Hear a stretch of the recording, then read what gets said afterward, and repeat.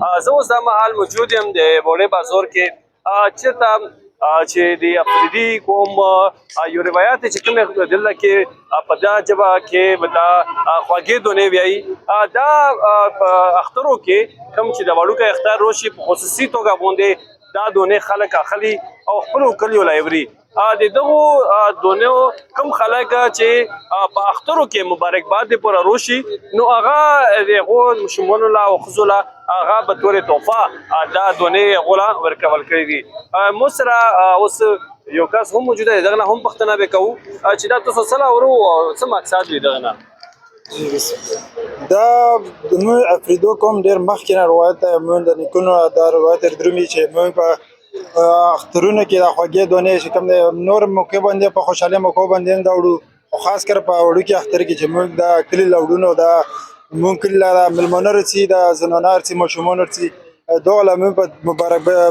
مبارکۍ کې ورکوو نو په دا باندې ماشومان سره ډېر خوشحالېږي سره ډېر مینه محبت سره زیاتېږي او دا موږ ډېر مخکینی روایت دی او موږ وایو چې دا روایت همداسې مخکې لوړ شي او موږ نسلونه هم دا روایت همداسې قوي وساتي او دلته مختلف قسم کې ډرای فروټ موجوداري او خرڅېږي د اختر د پوره او دلته چې کوم سپیشلي د خوږې دونې په پردۍ ژبه کې ورته خوږې دونې ویلی شي دا د موږ د خلکو ډېرې پرانې زړه روایت دي چې دا د مختلف قسمه خوشحالو کې لکه وغیره موږ نه شو چې موږ ته پښتو کې کوجدنې او د اختر په ورځو کې دا خلک اخلي او بیا یې په خلکو باندې تقسیموي او ویشي او چې اختر په ورځو کې کله څوک چاله مبارکي له ورشي یا داسې نورې خوشحالو په موقع باندې سره ملو شي نو دا یو بل له به طیره تحفه ورکوي دا خوږې دانې د مدینه ډرای فروټ کې په غټ تعداد سره دا خرڅېږي په